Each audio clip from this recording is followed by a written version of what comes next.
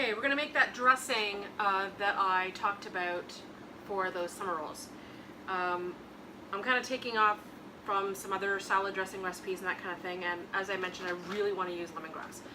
So you can either find lemongrass in little packages like this, and there's usually 5 or 6 in each package, or sometimes you find whole ones like this.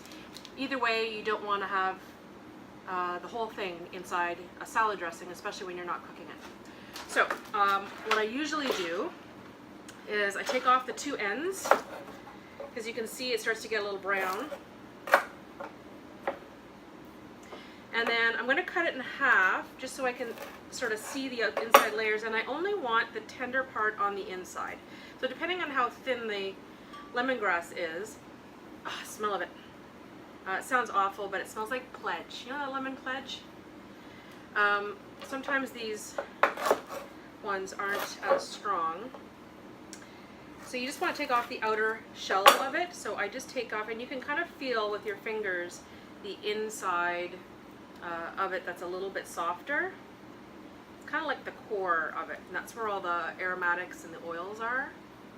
So I'm just digging my fingernails in here. And if some of the pieces are too big, I'll give them a chop before I put them in here. I'm going to use up these ones because I bought these first.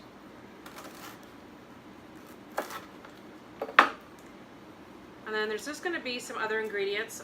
If you do a lot of Asian cooking, you may have a lot of these ingredients already at home. And if you don't, if you go to, most grocery stores have an international section now, which is great. If you're in the Sudbury area, a big shout out to Food Basics on LaSalle. Anyone who's come to my classes before knows how much I love that place, just because they have a great selection. And I can usually find things there that I can't find in other places. I also, if I remember correctly, Paris Natural Foods also has a pretty good selection of things as well. Okay. Oh, it smells good in here already. Okay. Putting that. So the lemongrass is in there, so just a little bit. Oh, I got one left.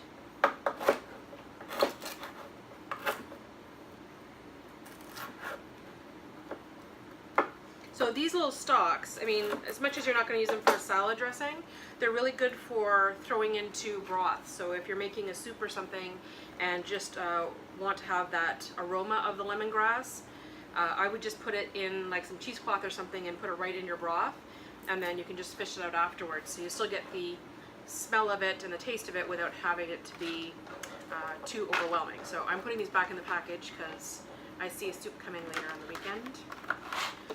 Alright, so I already had 3 cloves of garlic in here, especially because I'm using my blender, so I really can put the whole ones in.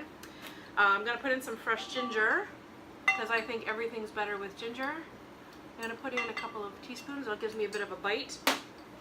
We're going to put in some lime juice. Now, some rice vinegar, because this is a vinaigrette after all. Now I happen to like my acid to oil level at 2 to 1. I just happen to like more acidity in mine, but you can balance it out. Usually when I'm teaching people how to make a salad dressing from scratch, I usually try to talk about 1-to-1 ratio. So half acid, meaning vinegar or lemon juice or something, and then half oil. So I've got quite a bit in here. This is natural rice vinegar. Considering how much garlic and stuff I have in here, it's not going to be too bad. Brown sugar. Now you can use maple syrup is also good with this. Agave syrup would be okay with this. Plain white sugar is fine. I just happen to like the texture and that little bit of molasses flavor in a brown sugar. So we'll put some of that in. Whoops. And soy sauce. Now I'm using a no-name brand soy sauce today, mostly because again I'm feeding a crowd and I don't know who they are or if they have any food allergies. So I always make sure to use a no-name one, because if you check most of the ingredients, it's probably the only one that doesn't have wheat in it. So classic tamari or other soy sauces will. Just enough to give it some flavor. Now I'm going to add a touch of fish sauce. This just gives a little bit of funk. You don't have to put too much. There. Probably a little more than most people would. Now, I'm just going to add oil after this. If you decided you wanted to have this a little bit spicy, because you like a little bit of heat, I would suggest putting in a bit of chili garlic sauce. One of the ones that you can find a lot of the times in grocery stores is called sambak olek. It's this big jar. You can kind of toss it in just about anything. It's just like a chili garlic paste is what it is.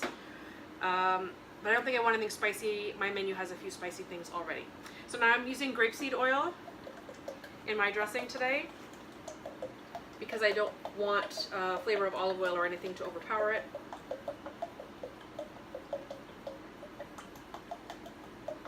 Now when you put in the oil last, when you're doing this in a blender, because this is going to get tossed with the chicken. So I've got a little bit more of the acid to the oil, and I think that's going to be fine. So I'm just going to blitz this in the blender, and then I'm going to toss it with the chicken. Let it sit overnight.